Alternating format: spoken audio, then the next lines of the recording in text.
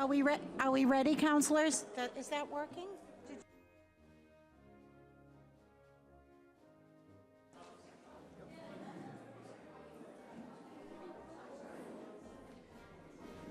Are we ready, counselors?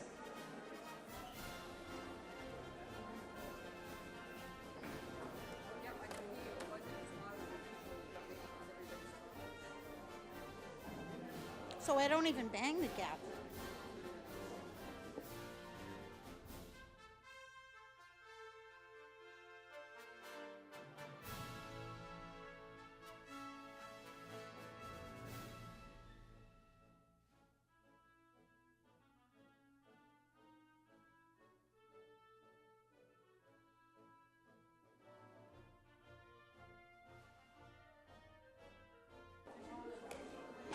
Okay, counselors? Counselors? Thank you. Thank you. Before we begin, we do have to adjourn June 26th, 2018's meeting. So on Councilor Sika's motion to adjourn that meeting, all those in favor? Any opposed? Okay, thank you. That meeting is adjourned. Okay. Now the council will come to order. Please rise and salute the flag. Where is it? Over here. I pledge allegiance to the flag of the United States of America and to the republic for which it stands, one nation, under God, indivisible, with liberty and justice for all.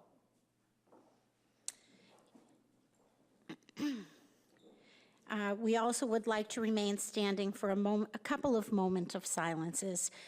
First, in honor of our veterans, servicemen and women, and those who have given the ultimate sacrifice.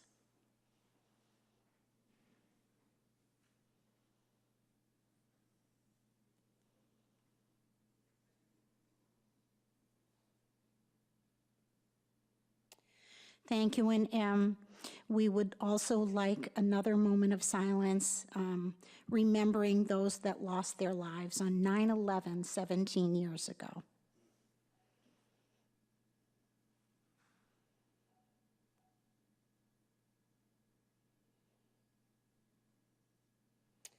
Thank you all. Did you want to turn off their devices, Council President? Yep. Excuse me, one more, two more. Oh my goodness. So please remain standing. Councilor Crowe and Councilor Murphy have two more moments of silence, please. And before we start, any people that have their cell phones on, please silence them in the chamber. Thank you.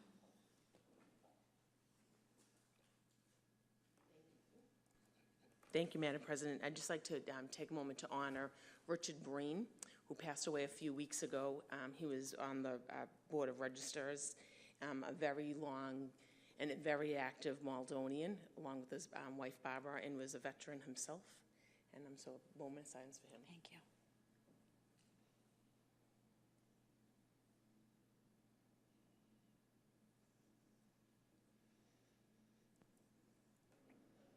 Thank you. Councilor Murphy. Thank you. I would like to also honor and remember Frederick A. Crocker. He is a longtime resident of Ward 5, has lived in Ward 5 with his wife Marjorie for more than half a century. He was 94 years old. He passed away this past Wednesday, September 5th, on their 70th wedding anniversary. Oh, gosh. So Marjorie is doing well. She's 98.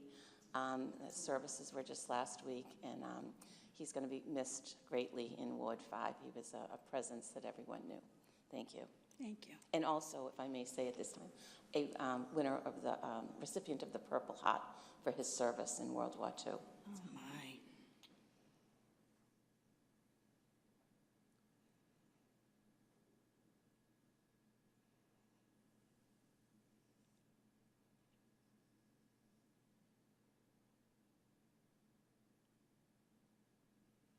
Thank you.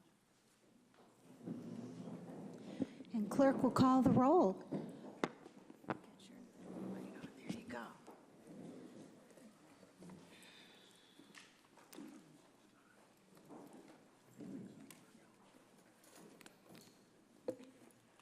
Counselor Anderson? Here. Counselor Kamel? Here. Counselor Condon? Here. Counselor Crowe? Here. Counselor Matheson? Here. Counselor Murphy? Here. Counselor O'Malley? Here. Counselor Sika? Here. Counselor Spatafora? Here. Counselor Winslow? Here. Counselor DeMaria? Here. Yep, thank you. And under the provisions of the open meeting law, and for those of you in attendance, please be informed that there will be audio and video recordings of this meeting by MATV, and one of our Malden residents, Brian DeLacy, will also be recording. I have not been notified of any others, so, yep. So we have, before I say this, welcome back, everybody. Hope you all had a good summer. First order of business. Okay. Doris St. Martin of the Malden Public Library will be up here before the City Council to speak about Brew for Books events. Thank you, and it's actually Karen is here with us, so we welcome you from the Malden Public Library. Thank you so much. I'm Karen Gwigley. I'm the Assistant Director at the Malden Public Library, and Doris St. Martin was sorry she couldn't be here this evening. I'm just going to spend a couple of seconds talking about our first and hopefully annual event that's going to be held on September 22nd at the library from 5 to 8. It's called Brews for Books, and it is going to feature local breweries, local cider houses, food from our very wonderful and generous Malden restaurants, live music from Outrageous Fortunes, raffles, silent auction items, and games out on the lawn. Brews for Books is being put on by the Friends of the Malden Public Library. This amazing organization supports the library and thus the community by raising money to fund programs like our outdoor concerts and movies in the summer, materials for all the programs we do for children, teens and adults, computers in the YA, Wi-Fi, new furniture. It goes on, and without them, we would not be able to offer all the enrichments that we have for the entire community. Curiosity doesn't end when school ends, and the library lets you explore anything you might be interested in for free, either in the building or at home, and if you need to know more about that, let me know. Here is a flyer. We're keeping it at the same price as our wine tasting, so it's going to be on the 22nd, and what's really amazing, and I'm so happy to be able to share also the same event, the same evening, right across the street, the Hispanic Heritage Festival is going to be held from 3 to 6 p.m. So you can go over and get great food and all the activities that are going to happen over there, and then cross the street and have a few tastings, some food, and then off to the restaurants in Malden for a big dinner afterwards. So tickets will be on sale at the library and at localwineevents.com. You can check our website. And thank you again for letting me share this with you. We really appreciate all your support. Thank you so much, Karen. Thank you. And thank you for those in attendance from the Hispanic community as well. Thank you. Okay, so we have another guest. Next, we have John Bonapane of the USW Gas Workers Union. Welcome. Thank you. Thank you. Thank you for giving me the opportunity to speak. I know most everybody here probably knows what's going on. I'm actually proud to say I did live in Malden for some period of time. Malden and the people of Malden, especially the people responsible for the citizens of Malden, have been really out front on the issue I want to talk about, and it's about public safety, and it's about the safety of the citizens in Malden and in Massachusetts. On June 25th, National Grid locked out over 1,200 experienced gas workers, even though we offered to extend our collective bargaining agreement and continue to work while the unions bargained with the company. We've been locked out for 12 weeks now. The company cut the employees' health care within a week of the lockout, and it's been a real struggle for our employees personally, as you can imagine, and their families. They replaced us with many people who don't have nearly the experience that we have. We have years in the field, including myself. I'm a field worker. I'm not a full-time union representative. I actually work in the field when we're at work. The union job is part-time. Now it's full-time. But many of our people have years of experience servicing the gas system, especially in Malden. We actually have 2 facilities in Malden, one on Medford Street, one on Commercial Street. I've been at Commercial Street for 30 years. And we really have a personal investment in this city. And we really appreciate that the people of Malden, all the support that we've gotten, not only on the issues of safety, but the situation that we're in. I'm here to talk about a moratorium, and I know Malden has passed an unofficial moratorium on any new or replacement gas projects in the city. But we obviously think an official resolution is needed. Over 24 cities and towns have passed some type of moratorium to prevent National Grid from doing any unnecessary work in their communities. We have over 100 complaints that we've filed with the Department of Public Utilities about what we think is unsafe activity by replacement workers and crews. They're investigating. Today, I can say that the Attorney General, Maura Healey, wrote a very strong letter demanding a complete investigation into how National Grid is operating during the lockout, number of safety issues, and not only that, the cost of this lockout. This lockout is costing millions of dollars, and the Attorney General is concerned, as we are too, that these costs will be passed on to the ratepayers and not the shareholders who should be paying for this. We have over 10 complaints with OSHA about unsafe activities that we actually have documented with video and photographs. And we have 1 complaint with the Federal Pipeline Hazardous Material Administration. So we have a number of concerns. If you have any questions, I'd be more than happy to answer them. If you need any more information, I'd be more than happy to get the information. But we really think that you should take a serious look at an official resolution. And again, I want to thank everyone, for the support. It's meant a lot. As I said, at one time I did live in Malden. I've spent more time in Malden probably than I did in my house. I mean, for the number of hours I've worked in the city. We have members here tonight with us that live in Malden and that work in Malden, and I can tell you they all really appreciate the support. But the resolution really isn't about that. It's about the safety of the citizens of Malden. And we know that you care because, again, Malden was out front on this from the beginning. So thank you. Thank you, John. I'd like for the National Grid workers to stand up to be recognized. Thank you for being here tonight, gentlemen. Thank you.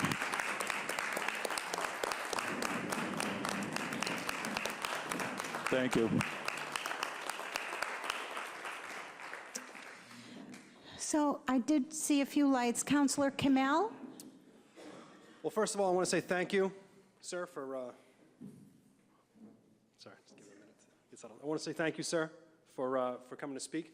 Oh, no, you don't have to come back up. It's all right. I just want to say thank you, sir, for coming to speak. I know it can't be easy to get up and talk in front of everybody, especially seeing that you do work and not talk for a living, as you mentioned. We thank you for that. Safety is absolutely paramount, our first consideration, but I do also want to add that, for almost a century, organized labor has helped not only the folks in those trades, but our entire workforce have better conditions, and so I think it's the right thing to do to support all you folks in what you're doing, and just asking for to be treated with dignity and the right kind of conditions. To not only lock you out, but to cut your health care a week after that, that affects not just yourselves, but your family. I just find that, an unacceptable tactic on their part. So I, for one, wholeheartedly support this resolution. Thank you, Councilor Kamel. Councilor O'Malley. Thank you, Madam President, and thank you to the National Grid workers for coming out tonight. I want to bat home, because I think there's been some confusion, that this is a lockout and this is not a strike. This is not by any means caused by the workers. This was a decision by a foreign corporation that controls our energy system. They are making tons of profit off of the ratepayers. They're taking advantage of their workers. They're taking advantage of our community and our residents and our neighbors. It needs to end.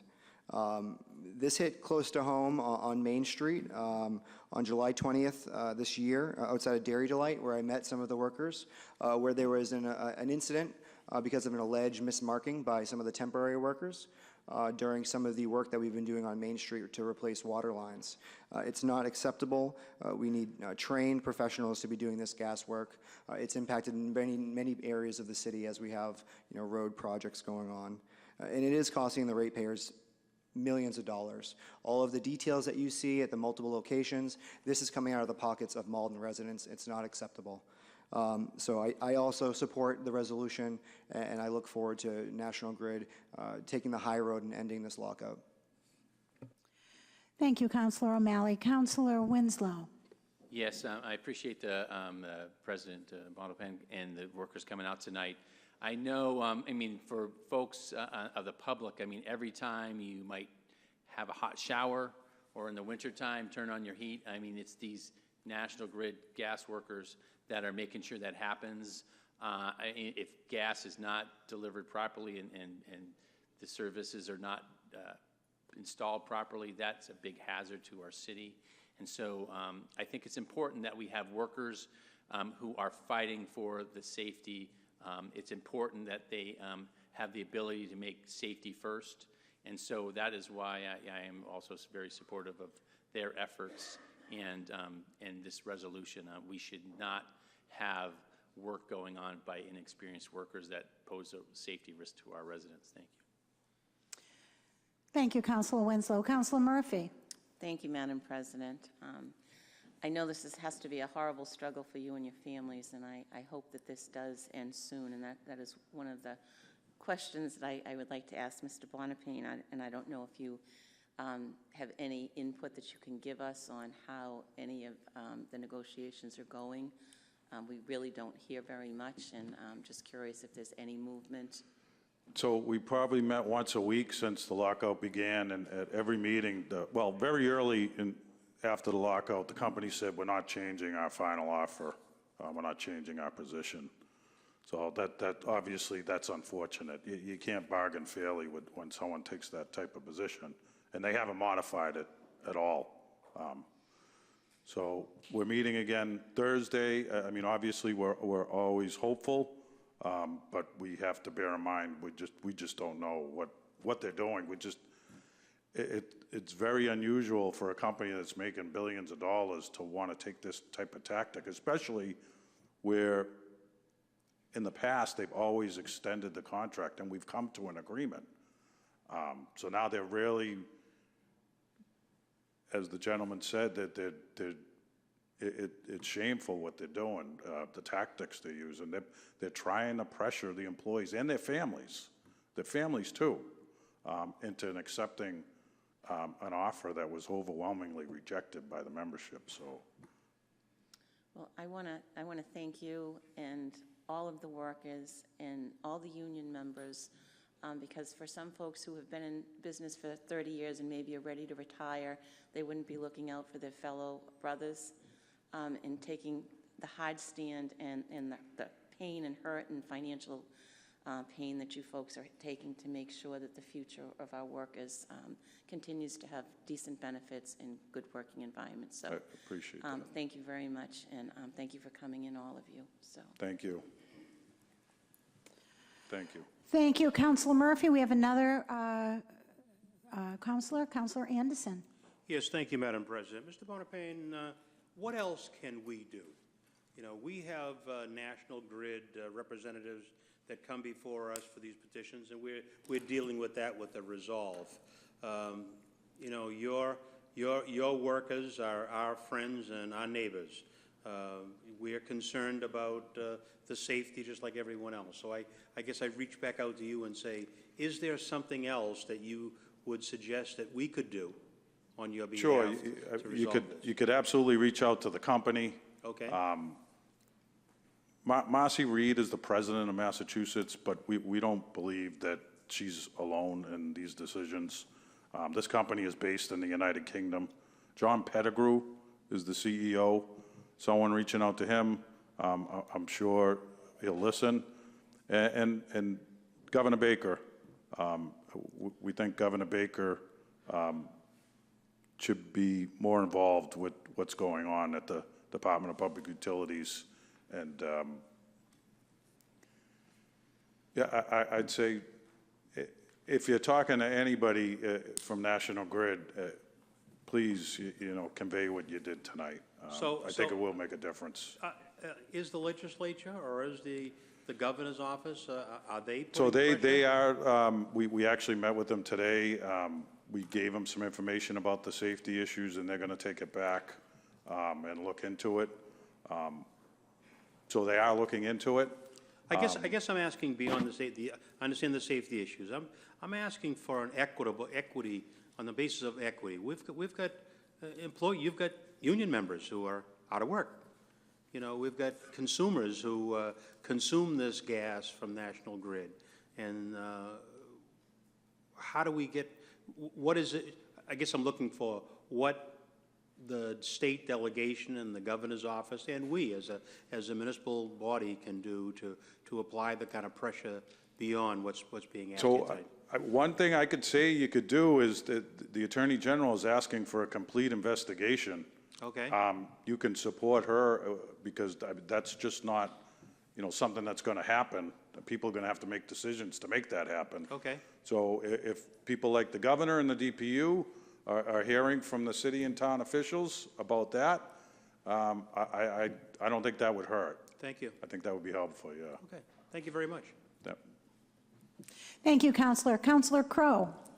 Thank you, Madam President, and I don't want to repeat everything all my fellow council have said, but, just want to thank you for coming out here and really being so strong as a group to protect the community and your fellow workers. And I think it does really come back to the safety, because it is it's a concern that when there's an emergency, I want to get the least, the people that know the least about how to deal with this emergency, which really could be catastrophic. And a couple of weeks ago or a month ago, when they shut down Route 1 near where the old Hilltop was because it was a strong gas smell. My first thought was they're going to be sending out people that don't know how to deal with an emergency like that, and that is a concern. And really, I've had lots of conversations with I represent Ward 1, where both locations are currently, both National Grid locations. And this year we were doing a lot of road work, and because of the lockout, that road work has stalled because the National Grid didn't do their part, and we have this whole issue. So again, when I'm trying to talk to some of those people, this affects them, not only, as Councilor Winslow said, when you turn the water on, if things are wrong in your house, but I can't get the streets done. We're going to, winter will be coming soon. We have other roads where we want to move on. This really is a concern, and as we're trying to improve the community, this really puts a stoppage on a lot of that. So I hope that National Grid does hear people's calls for a fair and honest negotiations, and hope you prevail and get back to work soon. Thank you. Thank you, Counselor Crowe, and thank you, John, for coming in front of us. Just so you know, we do have a resolve drafted for later on in the meeting to move forward and pass, so. Thank you. And I apologize for leaving the podium. I've been to so many city and town meetings. Everybody has different rules. Last night I was in Chelsea and I was cut off at 4 minutes, so thank you. I apologize, but thank you. Thank you very much. Thanks. Okay, so next order of business is public comment. Those that are planning to speak, please join the podium. You have a 2-minute time frame. Please sign the form that is there. I hope we supplied you with a pen. And We have one, Neil Kennan. Okay, so we have one. One person can't sign the sheet, Neil Kennan, 11 Sprague Street, Malden. Spruce, sorry, Malden. Okay, so we have one person, and we're ready to roll. Thank you. Wait a minute, let me turn your light on, and there you go. You can hear me, great. Thank you. I'm here this evening to oppose changing the age to vote in Malden down to 16 years old from 18. The entire process has not been transparent nor inclusive of the community as a whole.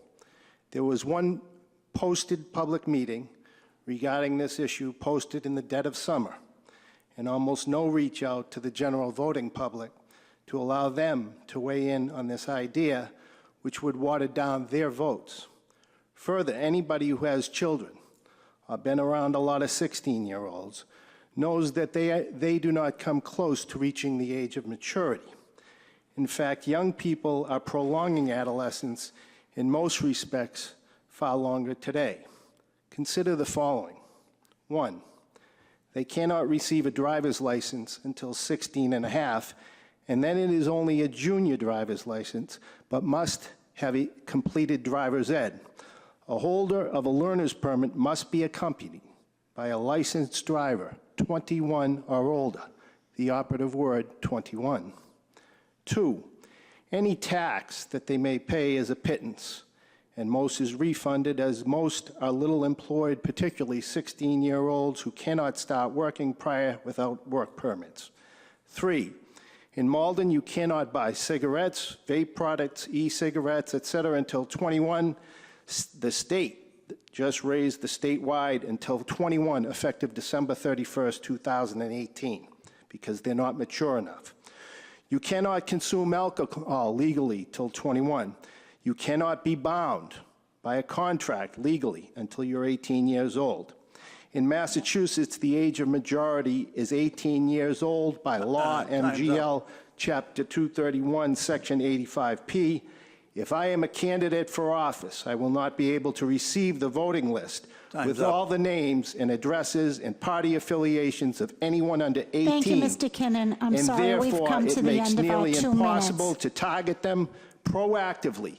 You cannot receive the names for anybody under 18 years old. Thank you. Thank you. Yeah, okay, let me put your light on. There you go. Next, thank you. The approval of the minutes for the meeting of June 26, 2018. Thank you. On Councilor Murphy's motion to approve the minutes, all those in favor? Any opposed? The minutes are approved. Next order of business. Appointments and election. Mayor's reappointment of George Lasky, 52 Blue Hill Ave, Malden. Mayor's reappointment of Robert DeMarco, 17 Davison Street, to the Conservation Committee. Mayor's reappointment of Barbara Tolstrup, 44 Nolan Street, member of the Historic Commission. Mayor's appointment of Anna Russo, 16 Glen Rock Ave, Malden, as a member of the Cultural Council, term to expire September 18, 2021. Mayor's appointment of Mark Lenahan, 33 Bloomworth Street, Cultural Council, term to expire September 10, 2021. Motion to refer to appointments and personnel. Thank you, Councilor Crowe. On Councilor Crowe's motion to refer to appointments and personnel committee, all those in favor? Any opposed? The appointments are referred. Next order of business.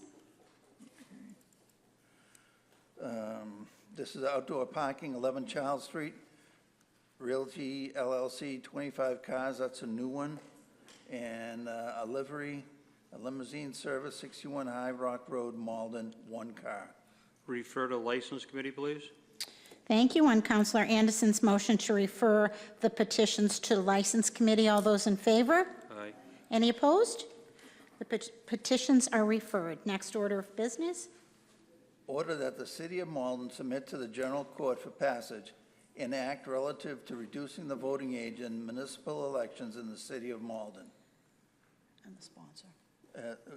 Councilor Winslow. Thank you.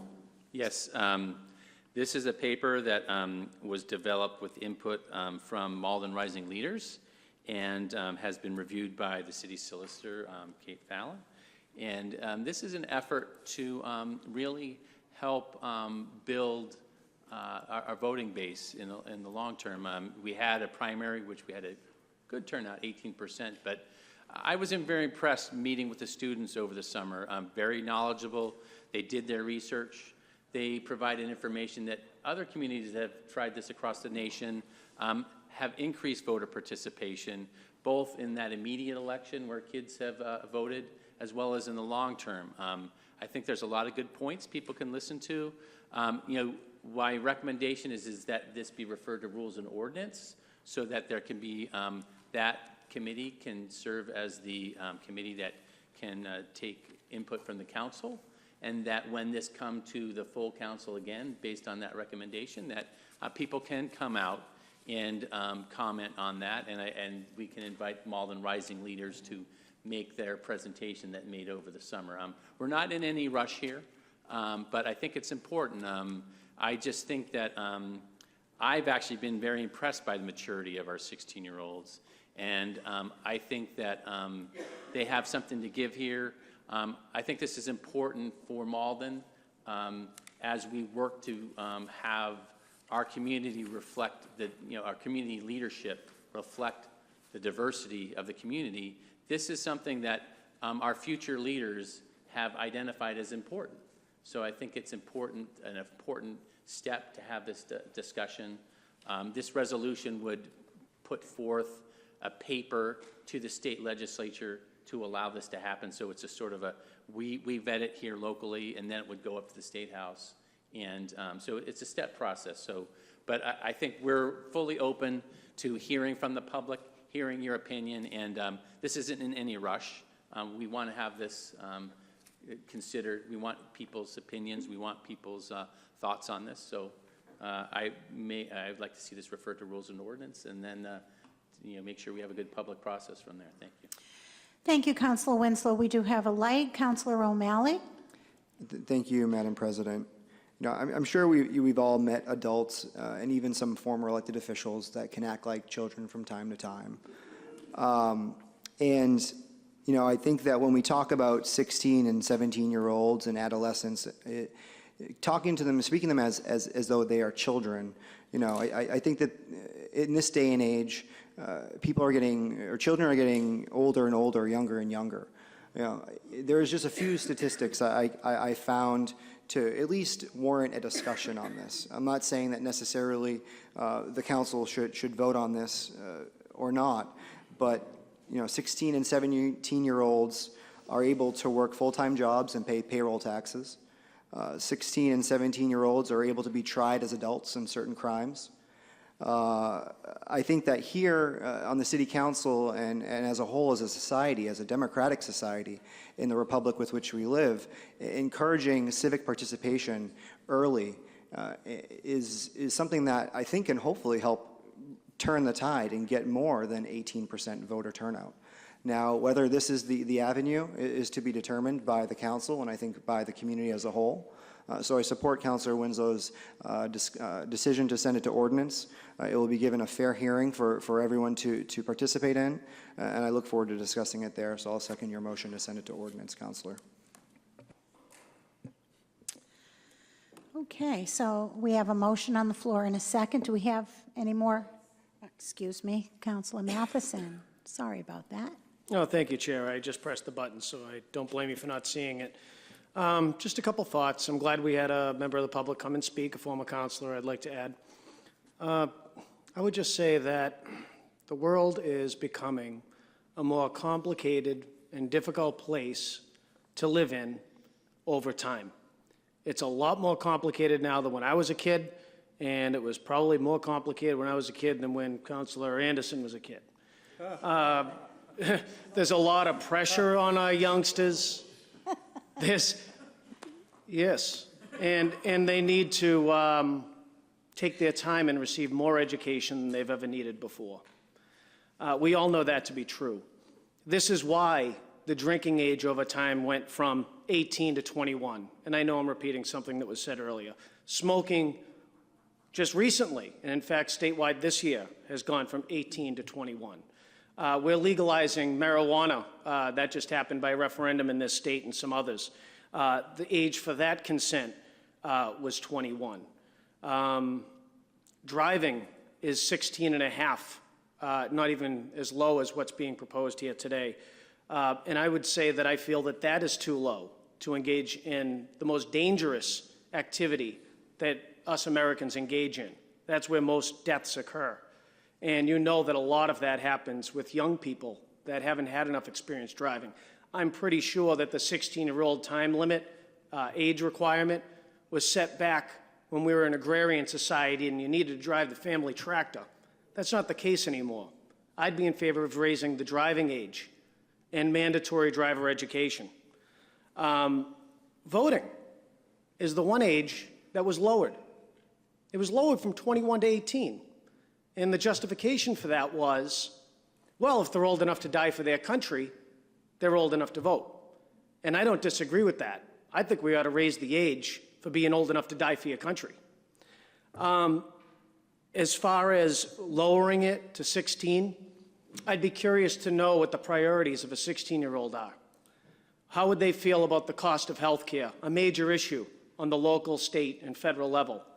How would they feel about a lot of the issues that we tackle, budgetary issues and things of that nature? How impressionable are they? I would say this, disagree with me if you like, there's room for all of us to debate, but I would say the worst politicians in our society, I mean the worst ones, prey and rely on the uneducated, the uninformed, and the impressionable. And this is an attempt to get more of them into the voting base.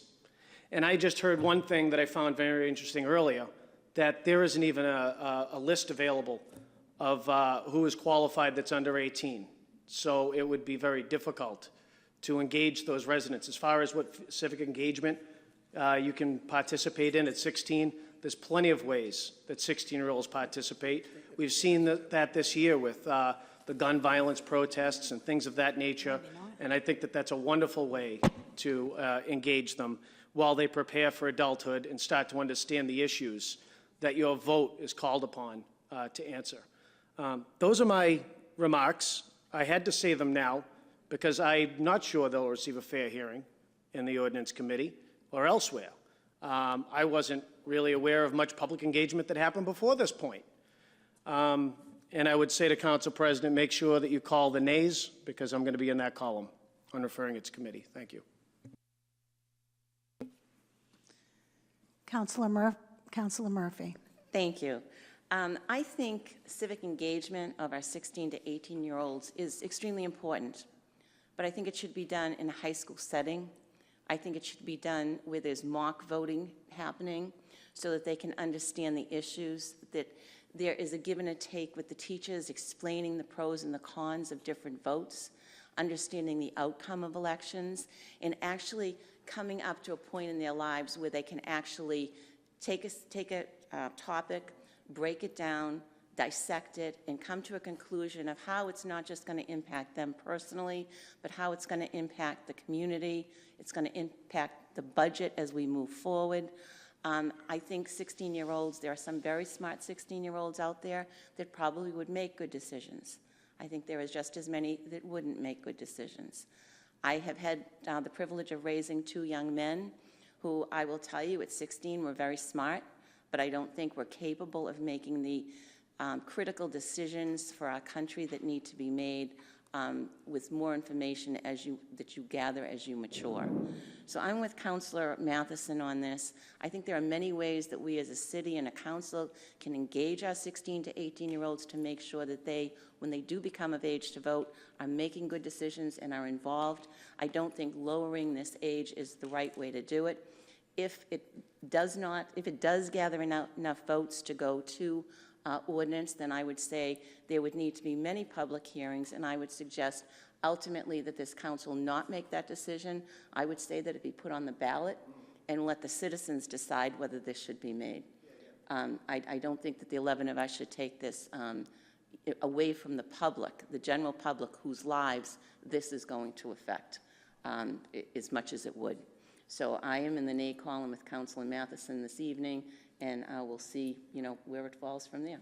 Thank you. Thank you, Councilor Murphy. Councilor Anderson. Thank you, Madam President. I think we can all find a number of reasons to vote no on this for the reasons that have been articulated here this evening. But I think we need to look at this. I think that it's appropriate for us to send it on to the Ordinance Committee. I think it's appropriate for us to have some dialogue about it. I'm not sure how I'm going to come out on it in the final analysis, but I think what's being proposed here is that we take a look at this. Now, if we had a large number of our citizens going to the polls on Election Day, and adding 16-year-olders to that would somehow exacerbate that, then I might come down on the negative side of this. But look what we have right now. We've got, this is open, our current voting is open for people, at an older age, and we only get 18% that come out. So what's the harm in considering this and looking at it? I think, the idea, the negative points that were made, I can understand those. I'm going to be in support of at least sending it on to the Ordinance Committee for us to have some dialogue about this, have some citizen input, and see where it goes. Thank you. Thank you, Councilor Anderson. Councilor Condon. Thank you, Madam President. I have difficulty seeing how this can make a positive impact on our community. I think there's too many issues that affect the people we represent. The next paper, the resident parking issue, people living out of the city, not paying their excise taxes. That's what I want to spend my time on, public hearings, not papers that have no effect on our community whatsoever. I'm sorry, but I just can't see any kind of positive impact with this paper. Thank you, Councilor Condon. Councilor Kamel. So this would constitute a pretty significant change in the way we have our elections, obviously. If this were to go to ordinance, just I guess a question. Talk inside. Sorry, if this were to go to ordinance, would it becoming a ballot question be a possible outcome, or would that go through a different process? Because I like that. If this were to go anywhere, I think that's probably the way we want to handle it, because it's so fundamental and significant to the way we run our democracy. So I feel it should be put in front of the, if we have to put our tax rate in front of the, up for a ballot question, we have to put marijuana, I think we should put this up for a ballot if we were to consider this. That's my feeling. The answer is it would have to be amended. Correct. It would have to be amended either in committee or when it goes back to the council. Right. Okay, thank you. Just the current paper doesn't. I know it doesn't have it, but would it be able to be amended, or would that be such a significant change to the paper that it? Okay, Yes. thank you. Thank you, Councilor Kamel. Councilor O'Malley. I don't have the exact, I was looking for, so interestingly enough, tonight we have a consolidation of our city charter here. And one of the things we learned is that Malden, very early on, prior to Congress acting on this, voted to allow women to participate in municipal elections. And I just wonder what would have happened. Would we have been a progressive city back then? Would we have allowed women to vote in city elections if we had just rejected it and not even had a discussion about it? So I think at least having a discussion is worthy of that. Our predecessors thought so, to allow women to vote prior to it being popular in the rest of the country. I think it's at least worth a discussion. Thank you, Councilor O'Malley. Councilor Crowe is next. Thank you, Madam President. As someone that works with teens all the time, that's my profession, I'm really thrilled that they've taken a look at this, and I was not able to be there to their presentation. I do think it should go to ordinance, and that's a start. There is a lot of questions. I think some, when former Councilor Kinnan brought up some questions that might need to be vetted, then we figure out if it goes onto the ballot. I do think we a little more exploring, hearing from the young men and women the pros and the cons, and then really vetting that out a little bit. So I'm not sure where I stand with it. I do think 16 is a little young. Again, I work with teens, so I see the other side of them too. But I am in total favor, at least going to rules and ordinance to start the conversation. So. Thank you, Councilor Crowe. Councilor Sika. Thank you, Council President. I am apparently the only one on this board that has a 16-year-old at home. So I figured I'd weigh in, and my son's main goals in life at this very moment is Fortnite, Fortnite, Fortnite. I have a 19-year-old daughter who I still am not quite sure if she should be voting, because she is nothing like I was when I was 19 years old. I do understand there are children that are probably mature enough to be voting in an election at 16. I'm not quite sure if every child should be voting at 16. My son, I still pick out my son's clothes in the morning. I'm not quite sure he should be picking who should be running the city tomorrow. But I will be in support of sending this to ordinance.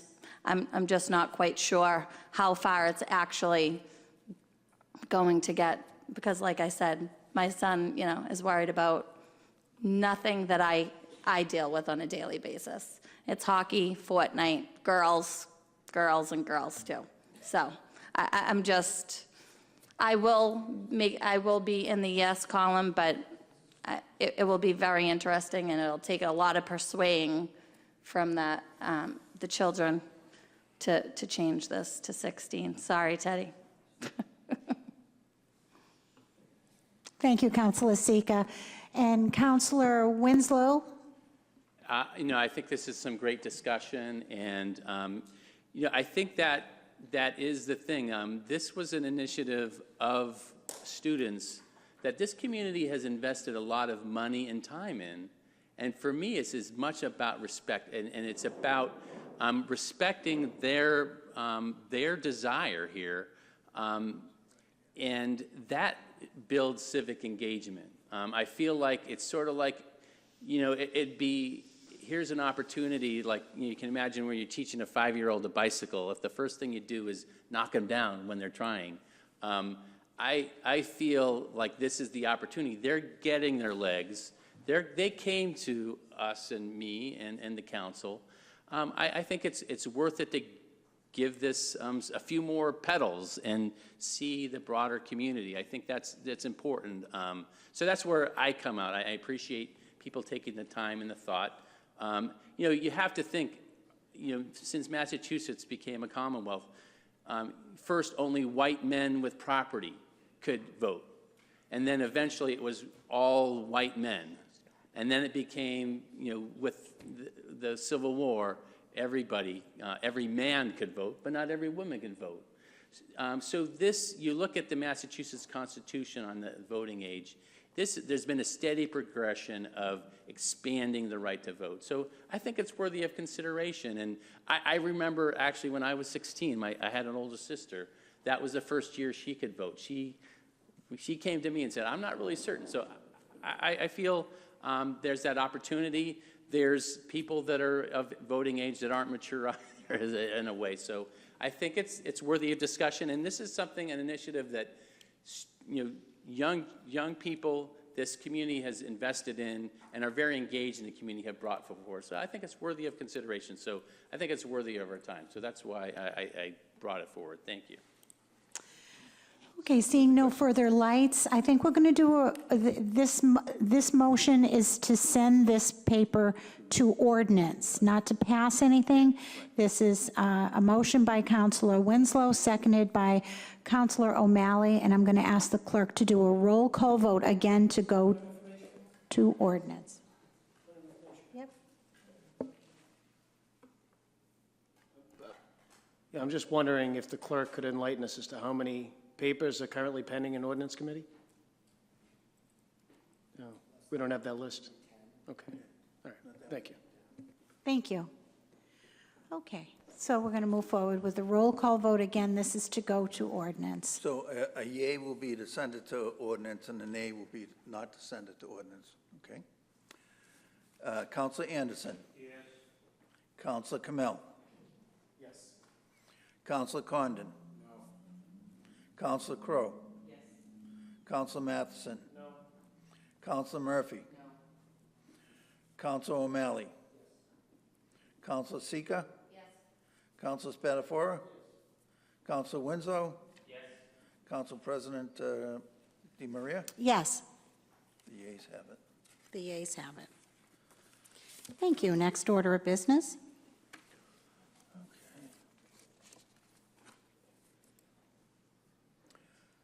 Order that the President of the City Council appoint a 3 or 4 member committee to work with the Director of Parking to address residential parking. Councilor Condon and O'Malley. Councilor Condon? Thank you, Madam President. This has been brought up for years and years, and it just bothers me when you go street to street and the parking moves further and further away from the T, and you're always getting phone calls, why can't I park in front of my own home? A lot of these people that are parking in this city, and I mean overnight, living in this city, we can all go down our streets and see out-of-state plates, right? They're not paying their excise taxes in this community. So this isn't about raising money. This isn't about charging people money to have a resident sticker so they can park in front of their home. To me, if they pay their excise tax, give them a sticker with their address and their plate number on it. And I think it's about time that we move forward on this because it's just getting worse and worse. Anybody that has a T station near the neighborhood or borders Everett, you understand that people are coming over into our city and you really can't park in front of your house. They're parking a mile, mile and a half away from the T, taking a bus and leaving their car in front of houses at the Malden-Medford line. So I really think you want to talk about something worthy of discussion, this is worthy of discussion. The only thing is, do we have the ability to say, it's time? Yeah, you are going to get some heat from people because it's all about how it affects them. But for the overall good of this community, we need to know who's parking their cars in this city overnight. We all know, we all got rooming houses in our neighborhoods. We need to know who's living in this city, who's parking their cars in the city, and we need to make sure that they're paying their excise taxes in this city. So I hope we can put together a committee that's willing to withstand the heat and move forward with this. Thank you. Thank you, Councilor Condon. We have several lights on the floor tonight. We'll start with Councilor O'Malley. Thank you, Madam President. I think I can speak for all of us when I say that our residents are sick and tired of Malden being treated as a parking lot of the North Shore. You know, it's pervasive into our neighborhoods. We have 2 train stations, and as Councilor Condon said, the piecemeal approach is just not cutting it. I'm very proud to co-sponsor this with Councilor Condon, and I think that it's important to kind of bat home that if you're a resident that's on the up and up and you're paying your excise tax here in Malden, you're going to be allowed to park in Malden. And I think it's important that we set that precedence. You know, we now have parking meters in the square, which, from my understanding, will be revenue generating and pay for themselves within 6 months. There's ways that we can pay for this without necessarily gorging our residents, and I look forward to finding that sweet spot where we're not nickeling and diming our residents, but we're getting the benefit that they can be allowed to park in Malden at their home, at their friend's house, without having to worry about getting a parking ticket or worrying about, like I said, the North Shore using Malden as a parking lot. So I appreciate Councilor Condon for moving this forward, and I look forward to discussing it further. Thank you, Councilor O'Malley. Councilor Kamel. Yeah, I guess I just want to echo this. Right, there are 2 main issues there, right? People coming in using us as a parking lot, A, and B, people living in the city many of the least engaged folks living in the city, putting wear and tear on the roads, not paying the fair share towards the upkeep of our roads, which, as we all know, could use more upkeep, definitely. And I would just like to say, I don't know who will be on this, but in terms of taking the heat, I guess I will quite naively volunteer to be one of those, to take the punches. Thank you, Councilor Kamel. Councilor Crowe. Oops, sorry. Thank you. I wholeheartedly support this, and I'm really pleased that people are taking this up again. As the council that really borders most of Everett, I have a lot of problems up there off of some of those streets, and the neighbors are asking for resident parking, and so I get a lot of calls, when are we going to get that, when are we going to get that? So I'm very pleased that this is being looked at again, and I do think we've had many iterations, and we've come to lots of sort of decisions, and I do think it's time that we figure out how to do this. Every community around us does have a resident parking program, and we really need to implement one. So, thank you. Thank you, Councilor Crowe. Councilor Spatafora. Thank you, Madam President. Hopefully, the third time will be a charm. Unfortunately, I've been here for the previous two attempts. I think Council Condon said it best. There will definitely be some heat for this. Not every resident in the city of Malden, regardless if they have their car excise tax here or not, is probably going to be happy. We have a challenge now because, we do have two train stations here, and, those are the areas I think are the hot spots. Unfortunately, those hot spots have now translated further out into the community. I call it the tale of two Maldens. If you drive through, I live in the West End, you drive through my neighborhood on a sad day, you think you're in Stoneham. You drive there on Monday, you think you're in downtown Boston, because most of the cars coming in are commuters. And the issue is, too, a lot of them have fake parking passes. I've caught two this month. And it's amazing to me that people are willing to take the chance, but as the parking department told me, it's cheaper to take the chance of getting a ticket once a week than going in town and paying for a parking pass. So I look forward to this. I honestly believe that we've thrown the word public safety around. This is, to me, paramount. This will bring in that.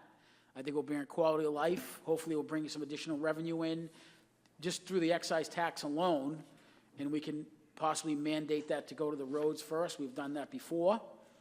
I know the last time there was all types of numbers thrown around. I don't know what the number is, and I think it's too early for us to guess. But I will tell you this, I think the reason why it will pass this time is because obviously, there seems to be a lot of lights on right now that are supporting it. I think we can get to the details. We don't have to reinvent this. A lot of communities around us have done this. But I think the icing on the cake here is simply, we really didn't have a parking department before, and it's no disrespect to the police department, whoever ran that before, but it was a second type of ancillary service the police department was running. I think anybody who knows, who've met Mr. Hogan and that team down there, they've done a great job, not only in the square with the parking meters, which is good for turnover and getting our businesses to have a parking space, but they've branched out into the neighborhoods, and we're starting to see some real progress in enforcement there. Because as anybody who's ever sat here before me, no matter what you pass, if you do not enforce it, it's useless. And I think now we have a parking department that is doing yeoman's work with the amount of people. But I think if we do pass something like this, we have to get more of them to help with us. So I would vote on it right now if I could. I look forward to passing this. I hope we can get something sooner than later. And like I said earlier, hopefully the third time is the charm. So Councilor Condon and Councilor O'Malley, I got two yes votes there. I got one for me and Councilor Crowe, so we need two more votes so we can pass this. So I look forward to the challenge. Thank you, Madam President. Thank you, Councilor Spatafora. Councilor Winslow. Well, I do admit enforcement is working. My wife and I happened to get 2 tickets for not moving our cars for street sweeping this morning. So our parking enforcement is working. And that also tells me, I worked at the city of Somerville, and one of the things we have to be wary of is that aggressive parking enforcement is a challenge in the city. So it's something we may get what we wish for, but I mean, literally sitting in Somerville traffic and parking and seeing grown men come in and have to challenge $500 worth of parking tickets because that's a big chunk of someone's income. So I think it's something that is why when we talk about put the last thing out to vote, we did put this out to vote, and the voters in Malden voted against citywide resident parking. So although I am in support of this initiative, I think there needs to be a piecemeal component of this, that maybe we do it by precinct, not by street, figure out some way to do it efficiently. But there was, especially on the west side of town, there was, a lot of the precincts over there are not favorable. To be honest, this, Maplewood, where I live, we don't have that dynamic of being near the orange line, and that is why it's less of a concern over there. So we did just put this out to vote. The voters spoke. I think we should respect that in some way, prioritize those wards that voted favorably for resident parking. So not do it street by street as we're doing it now. So, but I do favor, let's form this is a committee of this body. I would be willing to serve on that. But like I say, we should, sometimes you do have to do surgery and not use a meat cleaver, and I think that's the approach that's held things back. I think we have to figure out a way to make this work for all the residents, those that are very stressed out by parking and those that are not, because what happens if you have it citywide in areas where there's not an issue, people are getting tickets unnecessarily, and that's going to cause aggravation and pain where we don't need to. That's just my point of view. I think it's something we do need to work on. I've heard a lot about it. I'm willing to work on it myself. I don't know if that means I would support resident-wide parking, but I would support expanding resident parking in a substantial way. Thank you. Thank you, Councilor Winslow. Councilor Sika. Thank you. I, too, am excited for this. I would like to be on this committee if possible as well, along with Councilor Kamel. I'm not sure if anybody's actually driven down the square since the meters have been installed, but I have, and I've found parking spaces right up front immediately without circling around and around and around.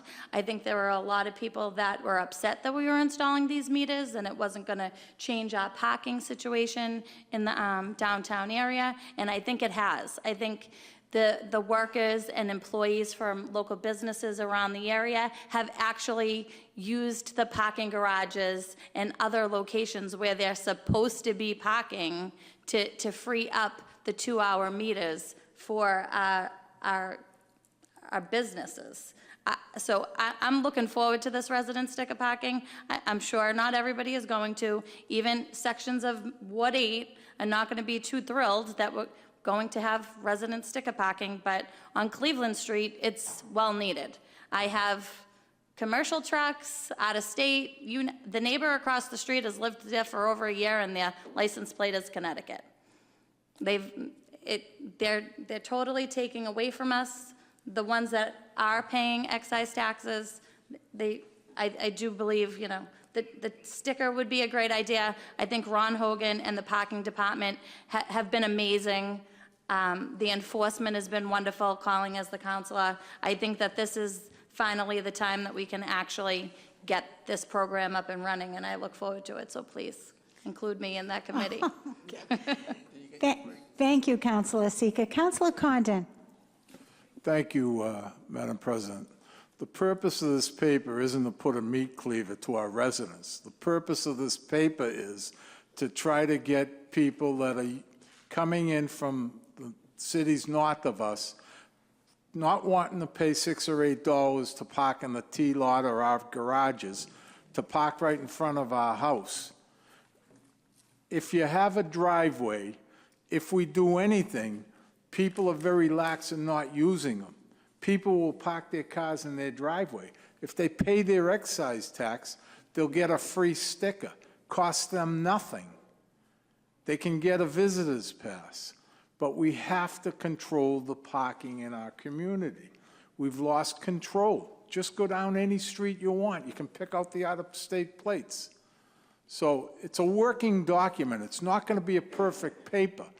We'll probably have to change it several times, but you have to start somewhere. Thank you. Thank you, Councilor Condon. Councilor Anderson.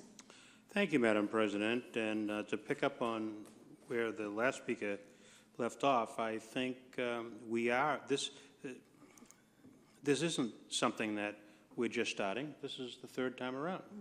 I think that there are some lessons learned. I think the complications that we had that turned people off was that the earlier plans were probably just too complicated. You know, I think we were supposed to learn from our mistakes. People who are going to complain about this are not people who are doing the right thing currently by having their cars registered in Malden, registered at the location that they're at. That's who I'm concerned about. I'm concerned about my neighbors. I'm concerned about the people in Ward 7 and actually people throughout this entire city that we represent. That's who we're concerned about. And if we're trying to find a way to make parking available for those folks, for our folks, I mean, what can go wrong with that? Let's make it happen. I'm all for it. So let's send it on to committee. Let's work on the details of how we should implement it, how we fund it out, and let's get it passed. Thank you. Thank you, Councilor Anderson. Councilor Matheson. Thank you, Chair. I agree with everything that my colleagues have said on this subject, and I'll reiterate that this is a subject that's been around for, I would say, about a decade. Councilor Spatafora, I believe you've been on the council that entire course. We've had public engagement during that time, but one thing I would like to point out, according to our city charter, the exclusive authority to implement this lies with the Traffic Commission. So that is why when I was council president, we took a vote and we referred to the Traffic Commission after this council had done public engagement 2 years earlier to have the Traffic Commission do some public engagement and have some public meetings so we can A, educate the public about the problem and its solutions, and B, get some consensus from the public. The Traffic Commission never engaged in that. In fact, I believe it's still on their docket of tabled papers. Then last year, we moved, actually it was a paper that I sponsored, and it was modified slightly to include citywide. I had asked for the subject on the subject matter to be Ward 3, but we made a ballot question for the public to vote. Do you want resident-only parking throughout the city of Malden? That vote was rejected. It was very, very close. I believe it was 52-48 or thereabouts. I do think that we do need to address the illegal parking by commuters commuting into Boston. I think it deprives us of parking revenue in the garages. I think it frustrates our residents who have a greater right to the public streets that they pay for. And I think it also deprives us of excise tax by folks that are registering their cars in other communities where the insurance is much lower. So one thing I would like to say is that we will have to eventually engage the Traffic Commission, and I do believe that we should probably put this back on the ballot, maybe in a less confusing fashion where the ballot question is confusing to the folks that are voting on it. I believe there was some confusion the last time. I would like to make a motion, or I am making a motion, because I look at the wording of this paper and it says, order that the President of the City Council appoint a 3 or 4 member committee to work with the Director of Parking to address resident parking. I would make a motion to amend to add the words "and signage." And I say that for one simple reason. I heard the councilor at large say that he received a ticket for a street sweeping violation. Street sweeping fines were doubled by the Traffic Commission 2 years ago. However, our streets do not indicate when street sweeping is happening. So in essence, we are tricking people into parking at the wrong time, and then we're issuing tickets and collecting tens of thousands of dollars from them. That is the wrong way to raise revenue, and it is unfair to our residents. We had voted on the committee level unanimously to request that the mayor add such signage. That request was ignored. We voted again in the full council body that the mayor address the missing street sweeping signage. Again, we were ignored. We had one person that received that fine and sent us, we were all copied with a very eloquent letter. I'm going to copy all of you with it. In fact, I'll put it online for everyone to see, where they called this a scam. The mayor did take one step to address it. He said, if you give me your smartphone number, you can sign up for a text alert, so you get a text message. The problem with that is, A, not everyone's aware that that system even exists. B, some elderly folks like my mother don't have a smartphone. She doesn't know how to text message. And frankly, some people just don't want to give their phone number out to government or some politician that puts it in his phone call list next time he's up for re-election. Those are all valid reasons not to engage in that system. It doesn't fix the problem. And in fact, state law says that those citations, that those fines without proper signage aren't legal and enforceable, but we do it anyway. So anyway, I'm saying a whole lot, maybe more than I need to. I think the subject it's a sore point for me because I represent people. I'm not getting these fines. I have an off-street spot, thank God. But some of my residents are getting these fines. And then when they go to contest it, you know, the department will say, well, we'll waive it this one time, but remember when street sweeping is. But what if you're a new resident? Or what if you have a guest? So there's a lot of reasons why this is the wrong way to go about it. And in fact, the city council and Councilor Condon, I'm sure you can support me on this one because you'll remember, we priced out those signs and we were asking to use summer youth labor and city council money so that we could put up the signs. And we still didn't get the cooperation of the mayor's department. Anyway, my motion is there. It's a motion to amend this exact paper to add 2 words at the end, and signage. I'm glad we have a parking department. It's long overdue. We're lagging behind other cities in that area. If we're going to have them in, we're going to talk about these issues, let's talk about the signage too. So that's my motion. I'm looking for a second. Thank you all very much. Seconded by Councilor Murphy. I'm sorry. Okay, Councilor Condon for a point of information. Yeah, I'd just like to add that I've had discussions with the Director of Parking, and it would be his intention to be able to address everything, the resident parking and the street sweeping, in a one-shot deal. So that would be part of the plan. So, And the thank you. signs. And the signs. So. Okay, well, hold on one second. Councilor Winslow has been waiting. Yeah, I appreciate Councilor Matheson's discussion here, and I'm supportive of that amendment. But one of the things that your discussion, John, points out is that this is a responsibility of the Traffic Commission, and you know, it's interesting we have the new charter here. I think one of the things we should consider is actually looking at that body. We have a parking department. We don't have our parking director's not on that because it's a new department. We have transportation issues, and we don't have transportation expertise on the Traffic Commission.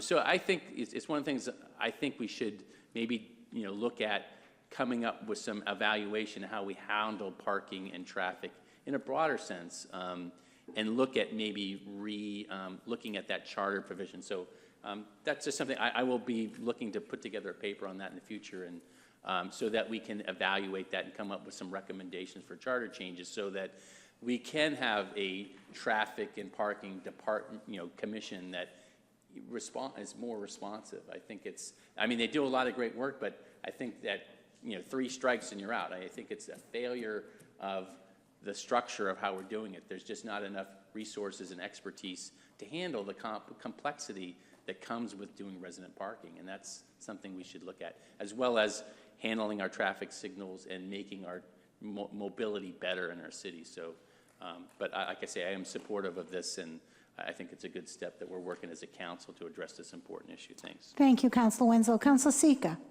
Thank you. I just wanted to address the signage. The parking department is being trained on the new printer that we have purchased a few months back for signs, so hopefully that could help us address that issue if need be. And we can discuss that in the newly formed committee. Thank you, Councilor Sika. Councilor Spatafora. Yeah, and on that same note, I believe, you know, I don't know, I know it was Council Murphy, I'm probably forgetting another councilor. This body also passed, like other communities around us, to lower the speed limit, I think 20 miles an hour, 25, and you know, that's gonna require signage too, so I completely understand the complexity. We definitely probably should look at that traffic committee, but in the same token is, you know, this parking problem has gone on not even decades. If actually Karen Anderson, when she got here, there was a document that was created in like 1978, that this same body saw the need to have some type of residential parking. And we are not the first community within our immediate area to have permit parking. I think a lot of communities have done fantastic work at the way they've done it. The problem is, we've always talked about Somerville, is if you look at their parking map, it's 27 different zones and it's very complex.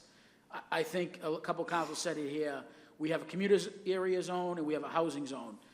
I think we can make it very simple.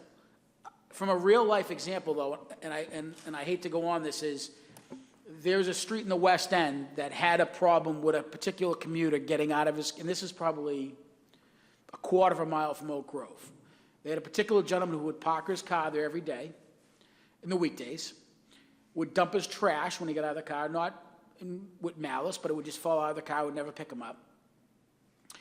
He would take his skateboard out of the back of his car and he would skateboard to Oak Grove. It was a downhill. I don't know how he got up. But my point was, the residents could not park in front of their house. And then when street sweeping came, they weren't enforcing the parking tickets like they are now, so it would go around them. So now the residents of that street park their car in front of their houses instead of their driveways, because they want to be able to have their car in front of their house instead of somebody else. So all the commuter did was go to the next street over.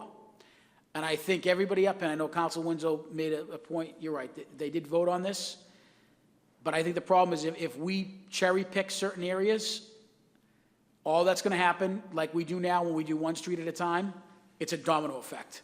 We are just going to say to those areas that don't want to have it, guess what? In 3 months, you'll be back before this council asking us, because I see it time and time again, and I've said this before publicly. I know this will work because I live in an area where we have residential parking, and I don't have a problem parking in front of my house right now. Do I have to pay to get a permit if a visitor pass? Yes, but you know what I do? I park in my driveway. It works. Other communities make it work. I think we've definitely had made this much more difficult than it should be. I know there was fees involved. I know signage is a problem, but I think there's enough smart people in this body right now to come up with something that's a compromise. I've said this before, none of our ordinances are perfect. As soon as we put it out there, we'll probably realize 3 days later we should have done this. The beauty of government, we can come back and change it right away. I think if this does not happen sooner than later, this will never happen, and it's not protecting our residents, it's protecting the commuters. Thank you, Madam President. Thank you, Councilor Spatafora. So I think thank you. You have one more? Okay, third time, Councilor Winslow. Last time. Yep. No, I want to say, as a resident of Ward 6, I can't park near the station. I don't have a sticker. If we don't do this in a sophisticated way, I will be able to go over and commute to Oak Grove. So that's why Somerville does what it does. So that's what I say. It's going to take sophistication. You know, as someone who's worked on regulations a long time, everybody wants simplicity, but when you get to the fact, so often when I've worked on regulations, it gets more complicated. So that's just something to anticipate. It can be complicated. It's going to be costly for some of our residents, but let's work with it. I'm willing here. I'm willing to work with the council to make that happen. Thank you. Okay, great dialogue from everybody. Councilor Condon, did you have another comment? Or? Oh, your light was on. Okay. Wow, I don't think any of us have missed a beat with summer. Great dialogue. So I think we're going to move forward with the first vote would be the amendment. So the clerk, thank you. The amendment would be to add and signage at the end of the ordinance. I'll do a roll call. Anderson? Counselor Anderson? Counselor Kamel? Yes. Counselor Condon? Yes. Counselor Crowe? Yes. Counselor Matheson? Yes. Counselor Murphy? Yes. Counselor O'Malley? Counselor Spatafora? I got that, sorry. Counselor Seeker? Counselor Winslow? Yes. Yes. Council President Di Maria? Yes. Okay. Amend. Okay, that was the amendment, so now we'll move on the paper. 8. Councilor Anderson? On the paper. Yeah. Councilor Kamel? Yes. Councilor Condon? Yes. Councilor Crowe? Yes. Councilor Matheson? Yes. Councilor Murphy? Yes. Councilor O'Malley? Yes. Councilor Seeker? Yes.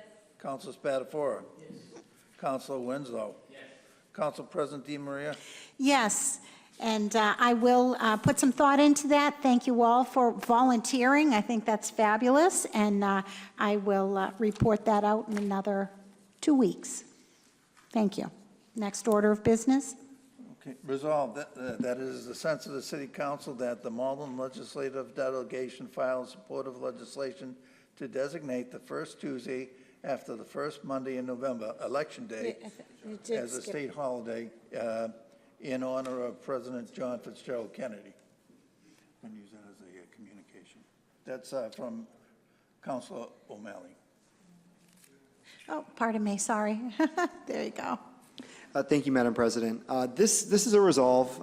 It wouldn't change anything tonight, but this is an idea that's been out there for a while to designate Election Day a state holiday. And if enough states do that, eventually it could be a national holiday to as we said earlier, try to increase civic participation. I think that's our goal as a city council. That's our goal as a society. Giving people the opportunity to vote and not have to worry about going at like 6:45 in the morning before work or trying to rush back from work. This gives people an opportunity. I believe it will increase participation. So it's a resolve. And it would ask our state delegation to see if this is something that the legislature would pass. As part of the preparation for this, I did reach out and speak with the Mass Municipal Association to see if this is something that they would like to take up. The Mass Municipal Association is basically the advocate for cities and towns across the Commonwealth on the State House, and they're going to look into this a little bit further. So I'd appreciate a yes vote on this tonight, and I look forward to any dialogue that is required. Thank you. I guess I'd make a motion to approve or pass. Thank you, Councilor O'Malley. I see no further lights on this, so on the motion to pass the resolve, sponsored by Councilor O'Malley, we'll do a roll call vote, please. 6-3-1-8. Councilor Anderson? Yes. Councilor Kamel?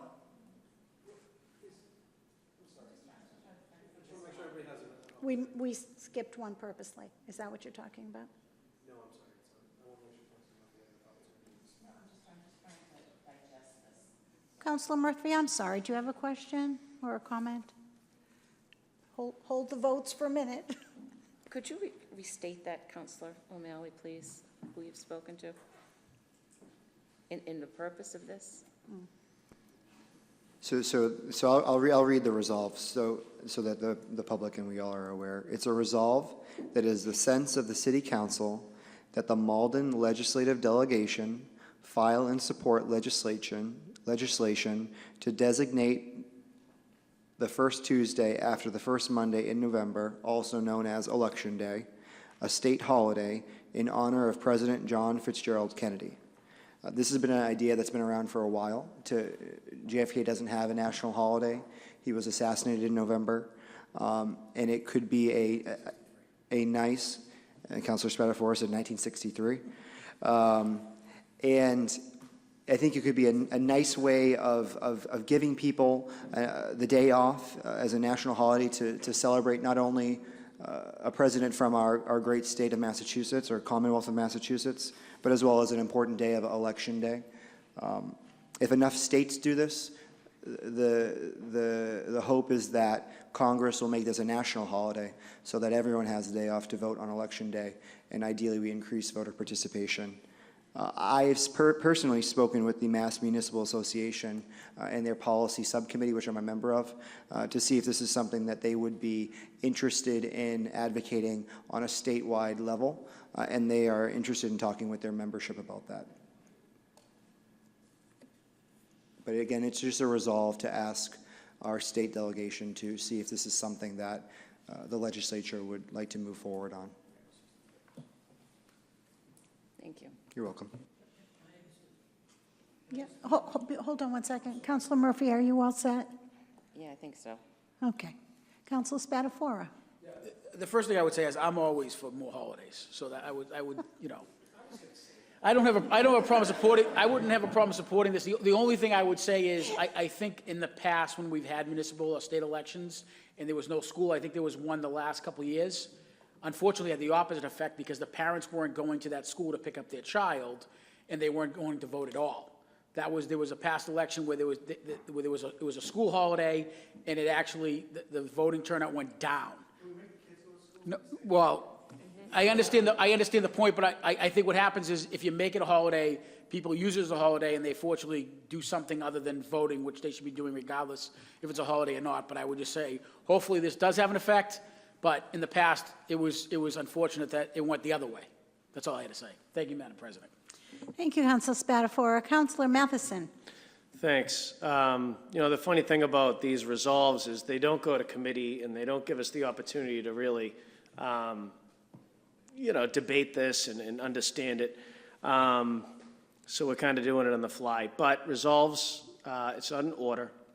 It's a wish. In essence, it's a wish. If we were to wish this, it would have a very long road to hoe. And like Councilor Spatafora said, you know, I like days off. So, you know, I'll support it as a resolve. If it's got some merit, we'll let the guys up in Beacon Hill debate that. And we'll see where it goes. Thanks. Thank you. Councilor Anderson? Just a point of order. I'd just ask the president and the clerk that before we call the roll for these things, that we finish the debate on it. I think it's certainly not controversial here, but I think the practice of starting a vote and then stopping that to raise questions, those questions need to be raised before the vote takes place. And I would just implore you, Madam President, to make sure that the questions are answered and people are ready for the vote before we start calling the vote. Thank you. Certainly. Councilor Winslow? Yeah, I mean, yeah, I'm supportive of initiatives that work to increase voter access. I mean, I think there could also, as this is under consideration, look at making sure people have a couple hours off if a holiday isn't appropriate, but to give people the flexibility that in their day that they can take that time. I mean, that's another alternative. I mean, there are state and national holidays that businesses, for a variety of reasons, their employees are working, so it's not a perfect tool. So, but that might be something that, you know, I think we can do it as a resolve, not binding, but something to consider. I mean, I think a full debate on how to make it easier for people to vote on voting day would be great. Thanks. Seeing no further lights, we'll move forward with the vote.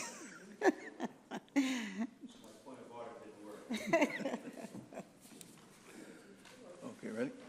Councilor Anderson? I think I already voted. Yes, you did. Councilor Kamel? Yes. Councilor Condon? Yes. Councilor Crowe? Yes. Councilor Matheson? Yes. Councilor Murphy? Yes. Councilor O'Malley? Yes. Councilor Seeker? Yes. Councilor Spatafora? Yes. Councilor Winslow? Yes.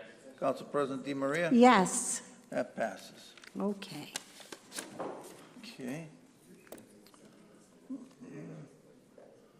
Okay, the next is a resolve that the City of Malden urge National Grid to end the lockout of its gas workers so that the gas line inspector service and repairs may continue to be performed by quality and properly trained employees. And be further resolved that the City Council of the City of Malden urges National Grid to agree to a fair and equitable contract that provides for competitive wages, benefits commensurate with the technical skills and qualifications possessed by the members of the United Steelworkers District 4, Local 10212-4, Boston Gas Workers Union. And be it further resolved that the City of Malden continue to provide heightened scrutiny and safety inspections and monitoring of all National Grid work being done. That the City of Malden continue to cease the issuance of permits for non-emergency gas construction projects to National Grid during the lockout of the air workers. Thank you, Clerk. And just for point of information, that was sponsored by me, myself, and Councilor Winslow, apologize. And many of us have been walking with our National Grid workers and seen what they've gone through in the heat and through the summer, and now 12 weeks now. So I do hope that, and I would certainly appreciate your support on this resolve.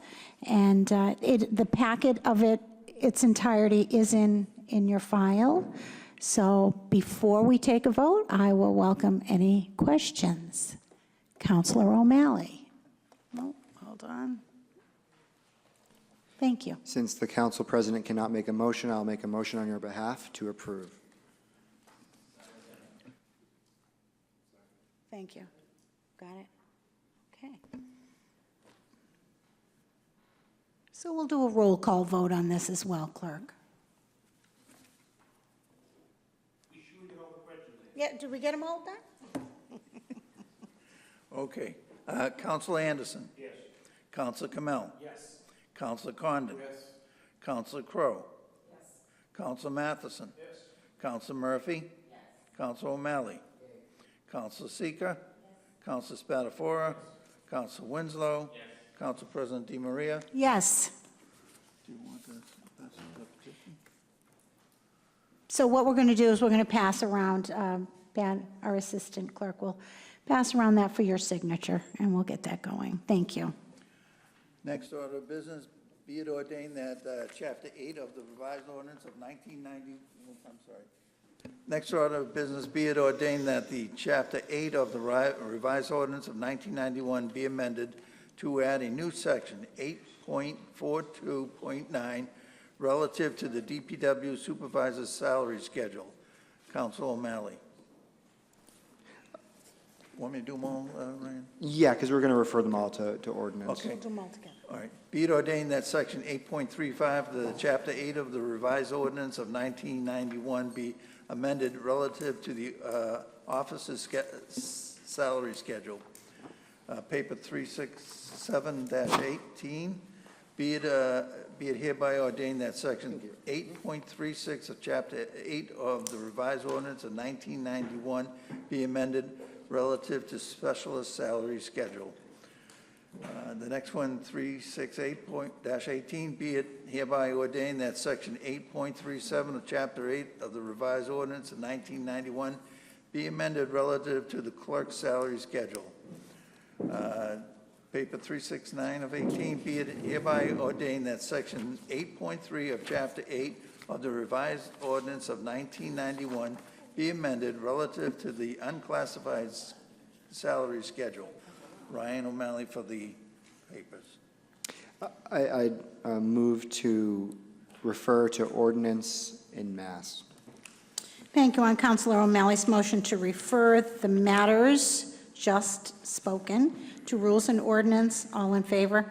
Aye. Any opposed? The matters have been referred. Next order of business. Okay, this is an enrolled ordinance, paper 283 of 18. Be it hereby ordained by the City Council that Section 200, 300, 400, 500, 700, and 800 of Chapter 12 revised ordinance of 1991 as amended be further amended to establish use, regulations, dimensional controls, parking requirements, definitions for adult use, non-medical marijuana establishments, business, industrial, and other uses, to create a marijuana establishment overlay district and to amend existing use regulations and definition in correspondence with the proposed new regulations and definitions. Councilor Crowe.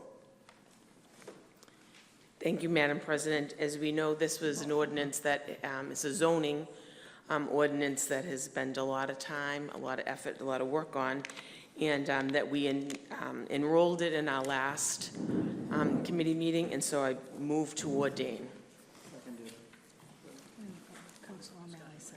What? Okay, I see no lights on the floor. Okay, thank you. Councilor Murphy.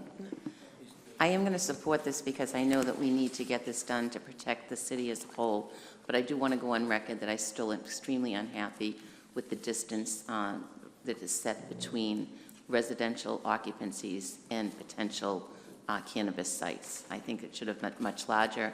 I don't feel that it's fair to the general populace who has homes in that area. But due to the overwhelming need to pass this to protect us as a group and a city, I will support this evening.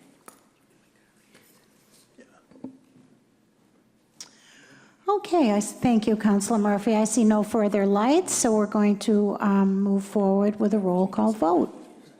And this is to ordain paper 283-18. Councilor Anderson? Yes. Councilor Kamel? Yes. Councilor Condon? Yes. Councilor Crowe? Yes.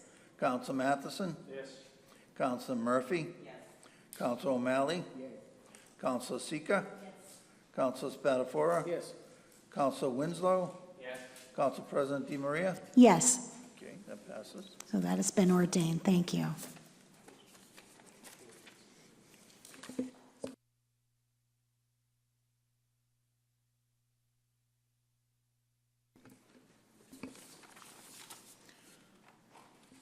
Okay, we have a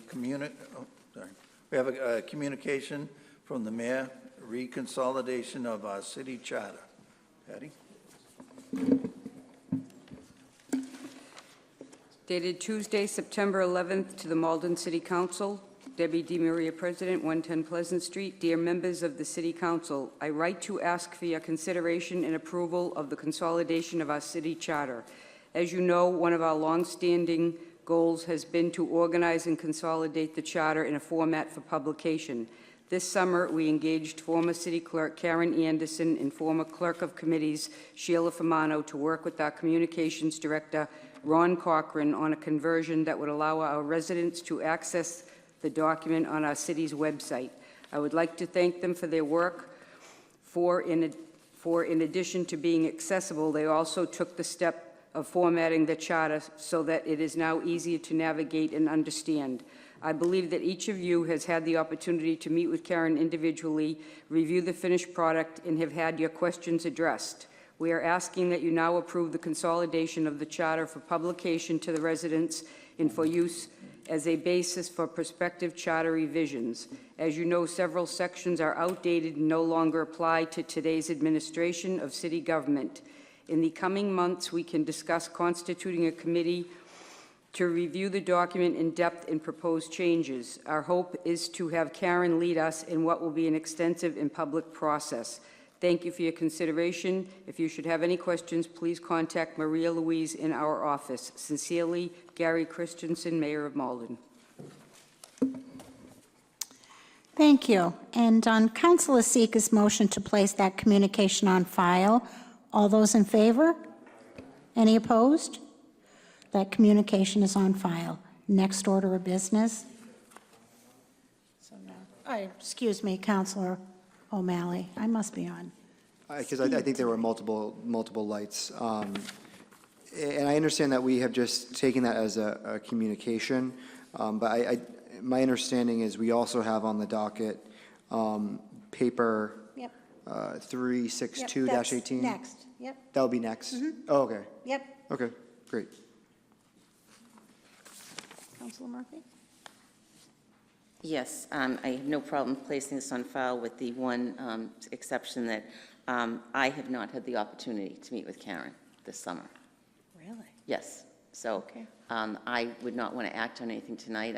I can certainly make arrangements to do that this week if we want to table this till next week. But Karen, unfortunately, our schedules never worked to coincide. Okay. I make a motion to table. I can't, I don't know what you're saying. Okay, hold on. So the reason why I had hit my button is my understanding is that, and I just wanted to double check that, we would be sending paper 362-18 to ordinance so that there couldn't be further discussion. Okay, that's perfect. And- And that will be perfect, as long as we're not going to try to approve it tonight. No. And I just wanted, as long as we're addressing that, because I wouldn't mind, if a sponsor is needed, usually the chair of ordinance is added as a sponsor. If you need to do that, I'm willing to be the sponsor of this so it can go into ordinance. Okay, so this is being placed on file. All those in favor? Aye. Any opposed? That is on file.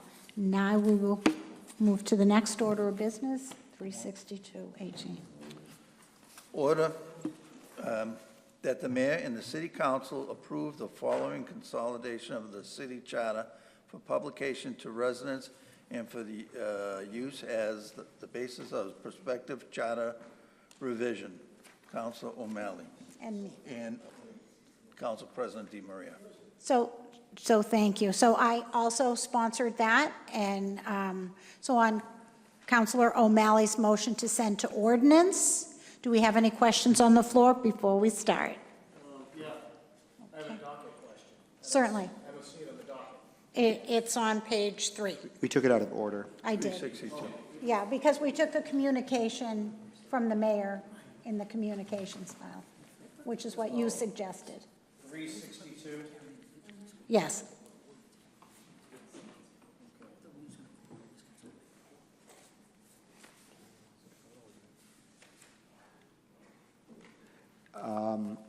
All set, Counselor? Okay, thank you. So I apologize. I was also a little confused as the counselor from Ward 3 was on the out of orderness. So I apologize. If Councilor DiMaria, if you are the sponsor, that's more than fine. I don't have to be the sponsor. I would refer it to ordinance. Refer to. Okay, on Councilor O'Malley's motion to refer paper number 36218 to ordinance, all those in favor? Any opposed? Okay, that paper's going to ordinance. Thank you. Okay, the next is a communication from Mass DEP, written determination pursuant to Mass General Law, Chapter 91, Waterways License Application. Oh, thank you. Okay, so this paper is a communication. I think you all have it in your file at this point. This is very important to our Waterfront Access Subcommittee, and I know Councilor Murphy's done lots of work on that. Do you all find it in there? So on Councilor Murphy's motion to refer this to Waterfront Access. Councilor Murphy, I'm looking at you. Is that okay? Okay. Okay. No lights on. All those in favor? Any opposed? Okay, thank you. That will be forwarded to that subcommittee. Okay. I am. Okay, we have claims now. Claim to Robert Pasquarelli, 435 Newtonville Ave, Newton, Mass. Claim Richard Robelli, 31 Gilbert Street, Malden. Claim Jean M. Tucker, 36 Johnson Street, Malden. Claim Jennifer Lehman, 11 Easton Ave, Medford. Claim Leslie Gildart, 238B Pearl Street, Malden. Motion to send to finance, please. Thank you. On Councilor Condon's motion to refer the claims to Finance Committee. All those in favor? Any opposed? That will be referred.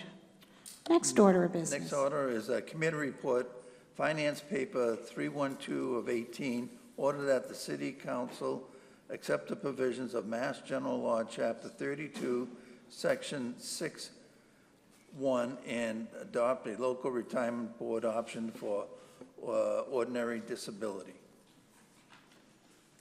Councilor Condon. Thank you, Madam President. We took this up June 19th. As I recall, it was unanimously recommended by the Finance Committee. For some reason, it didn't get voted the following week. I seem to remember that it was voted, but rather than to dispute it, I figured we could do it again. So what it is reducing the age, the guidelines of 15 years on the job to 10 years on the job to allow someone to retire with a permanent disability. It was accepted by over 100 communities. We were one of 3 or 4 that didn't act on it. But there was very little discussion on it. It's just accepting Massachusetts General Law 32. So I would request that we would approve this. Okay, you got that seconded over there? Yeah, on Councilor Condon's motion to adopt this order, the clerk will call the roll. Councilor Anderson? Yes. Councilor Kamel? Yes. Councilor Condon? Yes. Councilor Crowe? Yes. Councilor Matheson? Yes. Councilor Murphy? Yes. Councilor O'Malley? Councilor Sika? Yes. Councilor Spatafora? Yes. Councilor Winslow? Yes. Councilor President Di Maria? Yes. And that clears the docket. And the docket is clear. Okay, so we're going to start with personal privilege. Anyone who would like personal privilege? We'll start with Councilor, First Light, Councilor O'Malley. Thank you, Madam President. I hear in the I just wanted to congratulate Council President Debbie Di Maria for producing the new council rules. We have a great new rule book. It's quite an accomplishment by the City Council at the leadership of Councilor Di Maria, and I appreciate the hard work that went into it. So it's a little larger. I think it's a little bit easier to hold on to, but I just wanted to say congratulations. Some of the things that are coming up. This Saturday, the 15th, Fugi will be having a block party. It's always a great time. I believe the time is about 10 a.m. I don't have the exact details in front of me, but I'm sure if you go on Fugi's Facebook or anything like that, you'll be able to see what's going on and some of the activities. Aside from that, just wish everyone a happy Rosh Hashanah. I don't think that we'll be meeting before the next holiday, which is Yom Kippur, so wish our residents many very holidays, and thank you very much.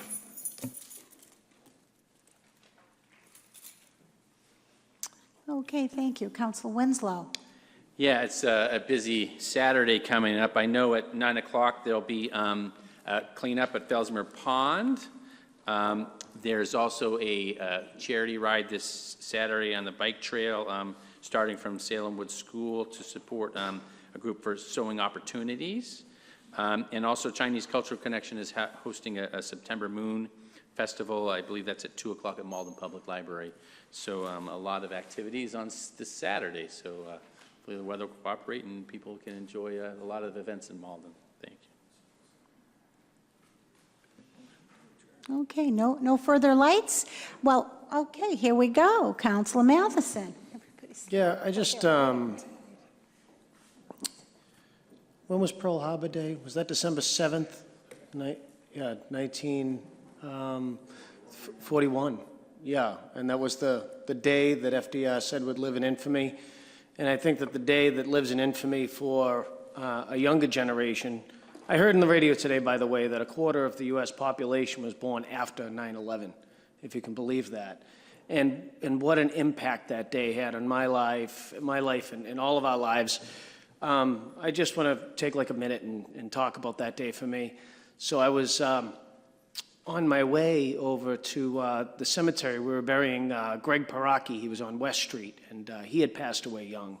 And on the way over, I didn't listen to Howard Stern, but my friends did, and it was on the radio, and he actually covered it really, really well when the planes hit. And it wasn't until the second plane hit that it really felt like the country was under attack.